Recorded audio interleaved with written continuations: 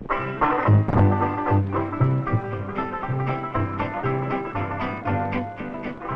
people who pioneered and helped tame the Wild West were a strange mixture of breeds. They were as different from each other as their reasons for coming west in the first place. There were cattlemen following the open range, prospectors and miners following their dreams of striking it rich, hunters and trappers following the promise of abundant game. There were gamblers following another kind of game. There were mountain men, dance hall girls, and gunmen following the setting sun. There were settlers and their families seeking a new life. To find it, they turned their faces west and courageously followed their destiny. But regardless whether a man carried a Bible or a gun, every one of that broad cross-section of humanity called pioneers quickly followed this well-known... Come and get it!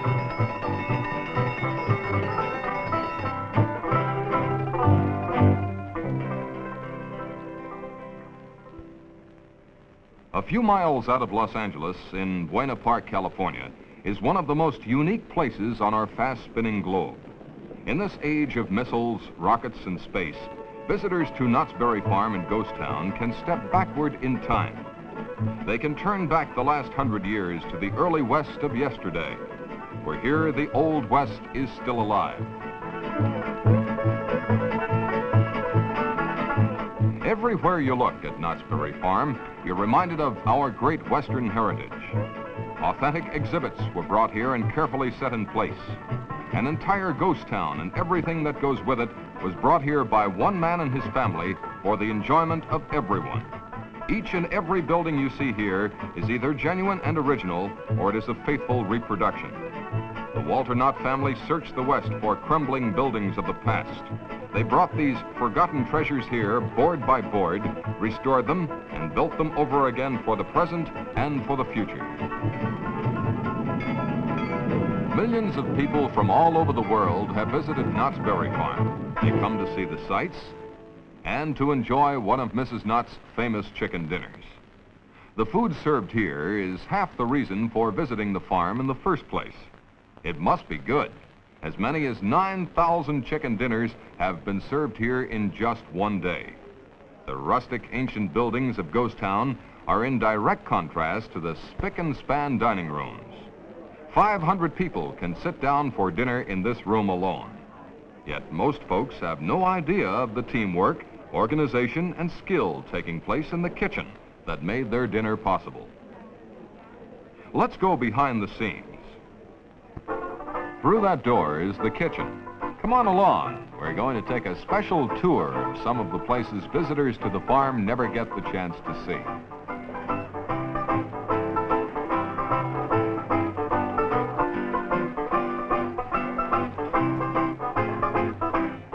This busy lady is Mrs. Cordelia Knott. This is her kitchen. She's got a lot of help now, but Mrs. Knott runs her kitchen today just as she did back in 1934. That was the year Knott's Berry Farm served their first chicken dinners. Mrs. Knott cooked them, of course, and they were served by her daughters on the family wedding china to 8 people that first day. Mrs. Knott couldn't have dreamed what she started that afternoon. As the wife of a struggling farmer, she only served the chicken dinners to help out with family expenses. The Knotts never intended to go into the restaurant business, but the next day, there were a few more guests, and in a matter of weeks, their little farm was swamped. Crowds stood in line outside their door, and each day the line grew larger. Today, 1,850 people can sit down to dinner at one time at Knott's Berry Farm. Theirs is a fantastic success story. But like most successes, it is also a story of hard work and love of a job being well done. Even now, with achievement behind them, their day starts early. The Knotts literally get up with the chickens.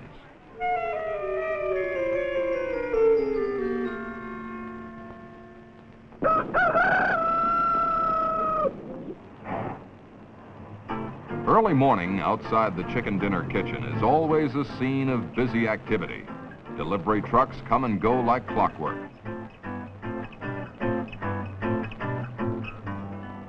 On hand to check off the incoming supplies is a third generation of the Knott family. This is Ken Knott, grandson of Walter and Cordelia. Ken is learning the restaurant business by assuming part of the responsibility of the management of the chicken dinner restaurant and kitchen. It's a big job, and he's learning it from the bottom up. It takes a tremendous amount of supplies to keep this huge kitchen running smoothly.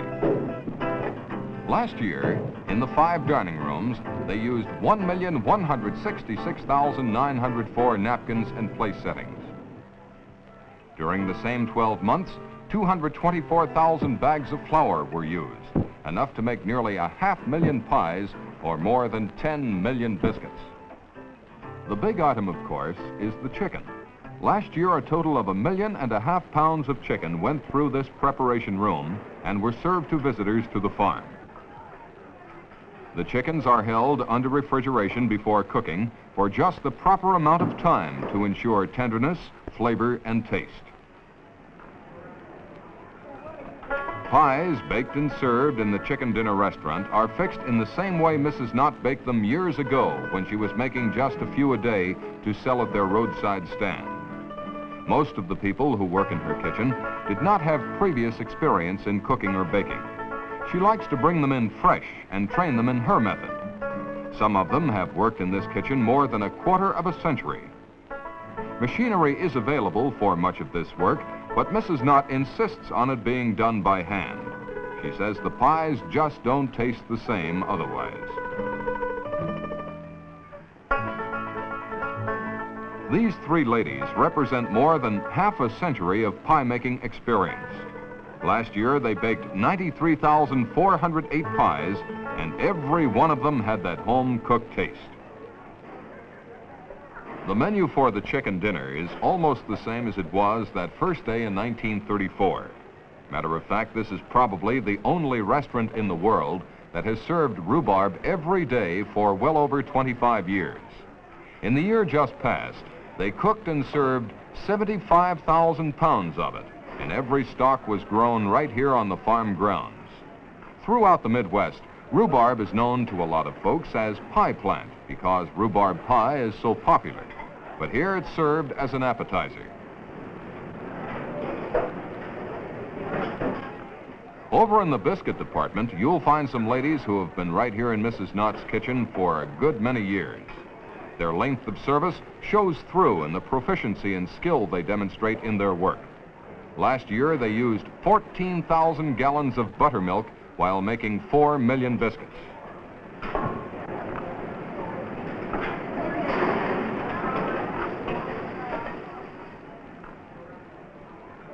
The very same individual treatment given to the pies and the biscuits is also accorded every piece of chicken cooked in this kitchen. It is carefully rolled in dough and then fried until it's a mouth-watering golden brown.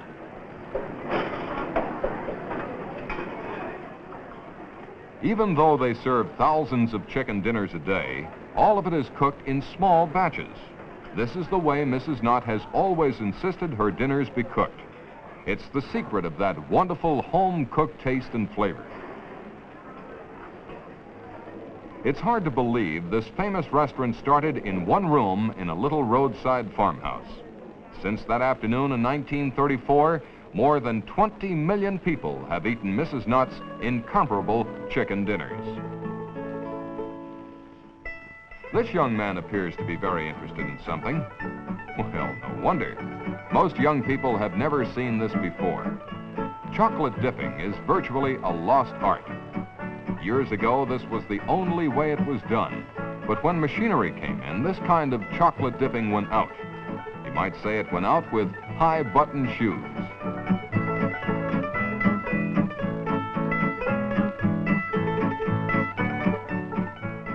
This candy kitchen and candy parlor are new. It's one of the most modern plants of its kind in the world. Even so, some of the types of candy made here are so old-fashioned, many of them go back to the childhood days of your grandparents. For example, crystallized rock candy is manufactured by very few candy factories in America today. With more than 422 different items to choose from, it's not easy to decide.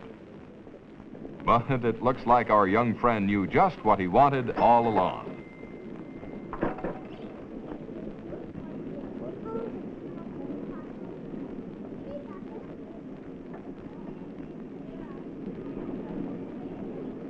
The Candy Kitchen is one place where you can go behind the scenes without even going inside. The huge windows let you see everything. Do you know how caramel candy is made? Well, just like this. Set a copper kettle on a scale, put in 10 pounds of sugar and 10 pounds of corn syrup.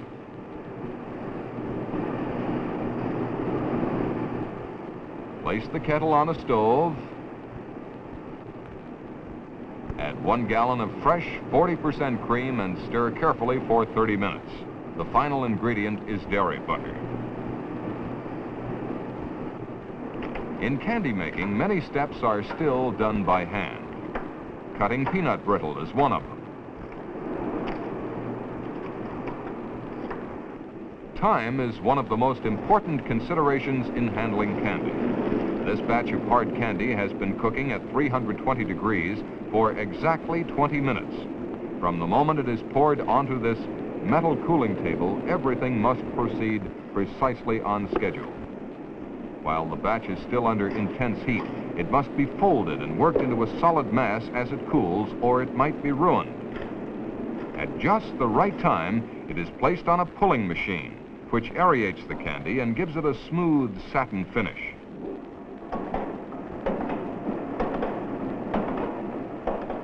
Oil of peppermint is added, which gives the mixture its flavor.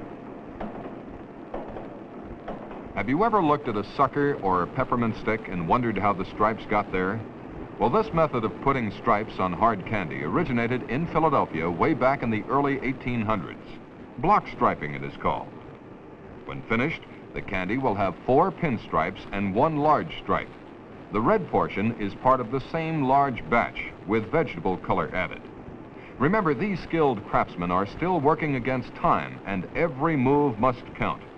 They wear calfskin gloves to protect their hands because the batch is still hot. By the time it cools enough to handle, their job will be complete.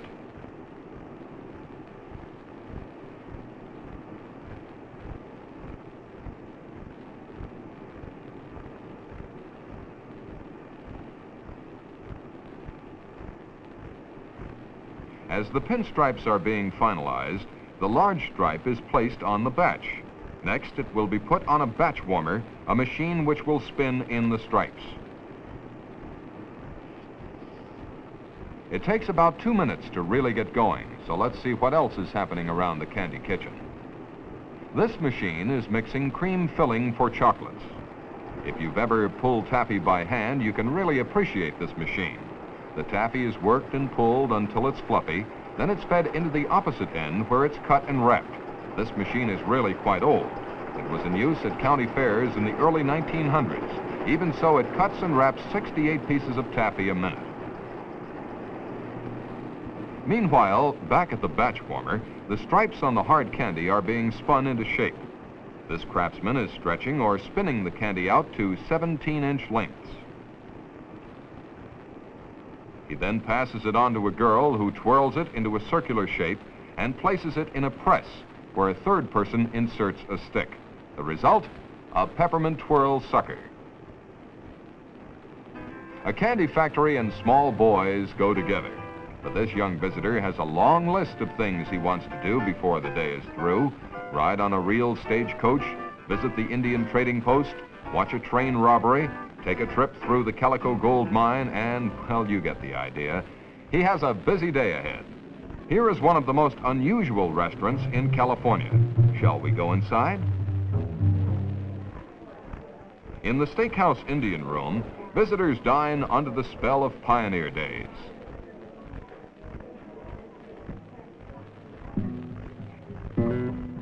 Portraits of great Western Indian chiefs, such as Sitting Bull, Chief White Horse Eagle, and Geronimo, stare fiercely from the adobe walls. rustic furnishings and colorful Indian handicraft create a truly Western atmosphere. The patio room weaves a spell of contentment and well-being of dining at a friendly hearthside.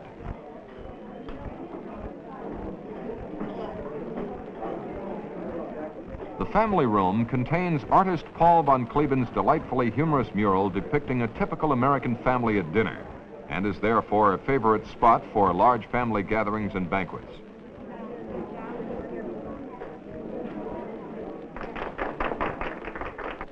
Yes, the various rooms of the steakhouse are familiar to thousands of visitors who have enjoyed eating here. But very few of those folks have any idea how their food is prepared. Knowing that many would like a trip through the kitchen, we're going to take you behind the scenes of this giant operation. Twice a week, huge quantities of fresh meat are delivered to the steakhouse kitchen. These full loins weigh 75 to 80 pounds each, and from them come the primal cuts: New York's, top sirloin, and filet mignon.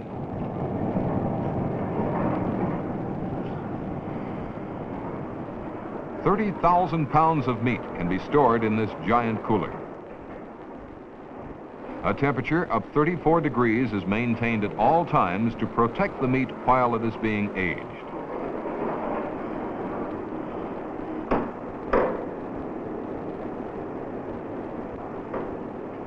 Those square cuts of beef will go into the Pioneer beef stew. You can find all types of meats and cuts in here: hamburger, New York strips, New York cuts, roasts from the full round, and every single one of them is prepared and served in a manner that would delight any gourmet. Every steak is cut and weighed for exactness, regardless whether it might be a fillet from the tenderloin of the steer or a New York steak. The statistics of the steakhouse kitchen speak very well for its increasing success. Last year, they served 215,306 steaks, nearly 55,000 pounds of hamburger, 35,000 pounds of stew meat, and 241,760 pounds of roast beef. During the same 12 months, they served 10 tons of tomatoes, nearly 12,000 pounds of onions, 7 tons of potatoes, more than 200,000 pounds of lettuce, and 9 tons of carrots. Last year, the steakhouse served 1,117,000 people. Every one of those orders were electronically transcribed from the dining room to the kitchen on these telautograph machines. The service hostess writes her name, the number of customers, the kind of steak, and how it's to be cooked. This particular order is for 3 New York steaks, 2 well done and 1 medium. Okay, coming right up.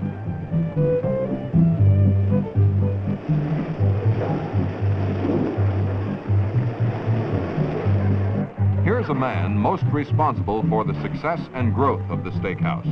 He's Dwight Anderson, better known to everyone as Andy. He's one of the Knott's 3 sons-in-law, all of whom help run the farm. When Andy came home from the war, he started the steakhouse. That fellow with him is Ray Nelson, who manages the steakhouse for Andy.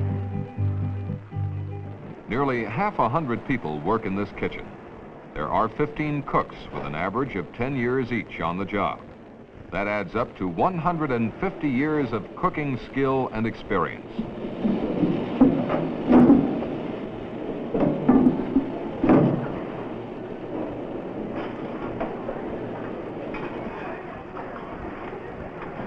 Another interesting part of the steakhouse is the bakery.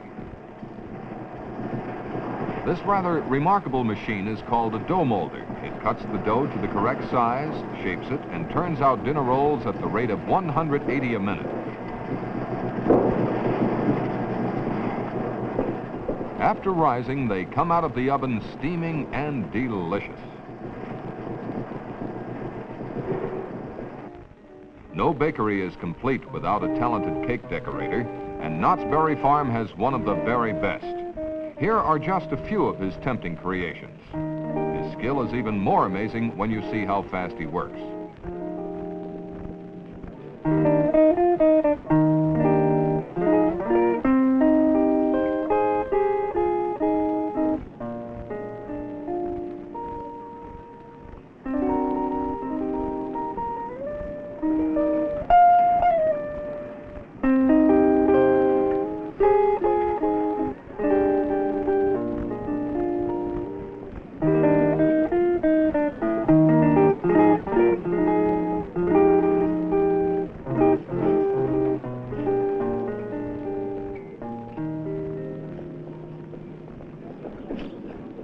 These men are father and son. They know more about Knott's Berry Farm than any two men alive.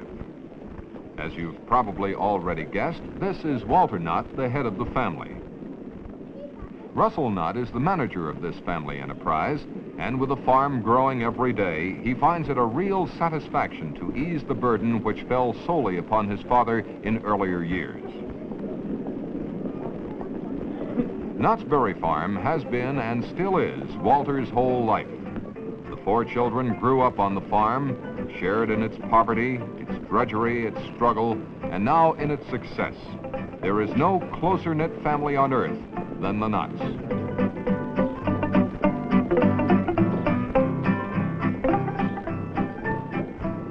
One of Walter's favorite diversions is strolling with the crowds through his farm that is now world famous. He still has trouble believing all this is true. When he was 18, Walter Knott was a penniless sharecropper. When he and Cordelia moved here to Buena Park, their farm consisted of 10 acres of rented land.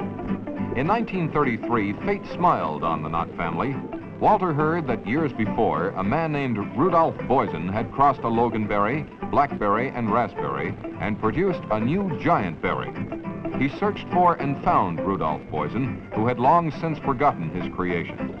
They found 6 plants growing beside a ditch bank, weed-matted and all but dead from neglect. It took 3 years of careful nursing for Walter Knott to multiply those 6 plants into production status. He named them boysenberries in honor of their originator. In the next few years, the Knott farm became known as Knott's Berry Farm. He saved a giant berry from extinction and gave it to the world. Fittingly enough, his roadside stand has grown into a giant itself. Here's another chance to go behind the scenes. Let's follow Walter Knott as he pays a visit to the preserving kitchen. In the quality control lab, we find the man in charge of the preserving kitchen. This is Ken Oliphant, another of the Knott sons-in-law. The young lady here is Kate Masters. She's a chemist who scientifically checks the raw materials in every batch that's cooked in the preserving kitchen, assuring control of highest quality. This complicated piece of equipment is a Beckman pH meter. It tests the acidity, sharpness, and thickness of jams and jellies. The shelf life of a product can be determined in this incubator. Time spans can be speeded up or slowed down by temperature control. In 1946, the preserving kitchen was operating in a remodeled storeroom. Under Ken Oliphant's guidance, it has grown into a thriving business. The jams and jellies are cooked in this room. The fresh fruit is selected by trained personnel at the plants of suppliers. Nothing but the very best is used in this immaculate kitchen. Those flat cooking pans were designed by the preserving kitchen staff. They had to be perfected so the fruit could be cooked in shallow batches. Depending on the type of fruit being prepared, cooking time ranges from 6 to 12 minutes, but all of it is cooked less than 2 inches deep. The batch is cooked and cooled in a hurry.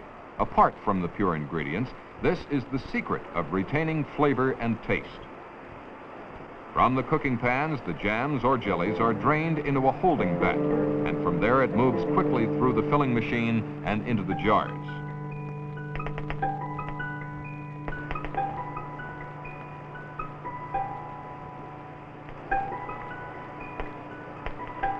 This machine can fill anywhere from 60 to 120 jars a minute, depending on their size. At peak activity, this kitchen has turned out more than 60,000 jars in a single day.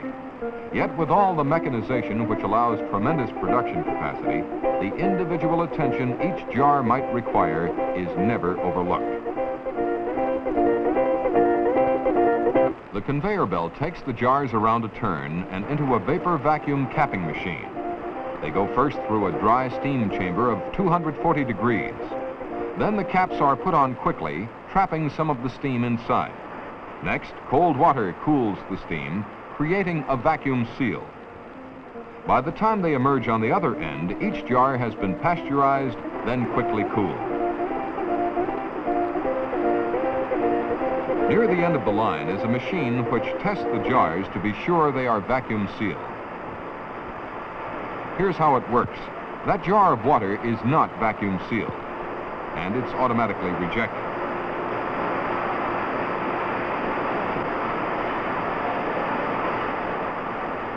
As the conveyor belt brings the jars around the final turn, they are spaced farther apart by a separator. The last step is this labeling machine, which can perform its intricate maneuvers at the rate of 180 jars per minute. Now watch the conveyor speed up. Electronic micro switches control the speed of the entire system. If there are jars waiting to come through, the conveyor is speeded up automatically. Yes, the preserving kitchen is one of the oldest traditions of Knott's Berry Farm. Ken Oliphant has taken Mrs. Knott's original recipes that helped make the farm famous and has built a nationwide business that is really booming. Last year, they produced 5,693,286 jars of jams, jellies, and preserves. All across America, people know about Mrs. Knott's jams and jellies. East, west, north, and south, they are being shipped to every state in our vast union. And if you wander through the parking lot here at the farm, you'll discover that folks from every one of our states return the compliment by coming here for a visit. Over 4 million people visit the farm every year. It seems like the more madly driven and complex our world becomes, the more people seem to turn their eyes in yearning to our historical past and the simple, unhurried things of life. The Knott family likes to think their farm has this effect on visitors. Stagecoaches rattle around the farm. The ancient narrow-gauge railroad carries more than 1 million passengers a year. Happy people throng through the ghost town's atmosphere of another age. Yes, a lot of the Old West is still alive right here at Knott's Berry Farm. Its buildings, its relics,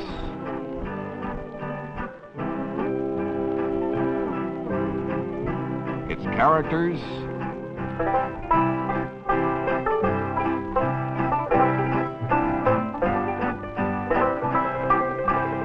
its fun and excitement. So, come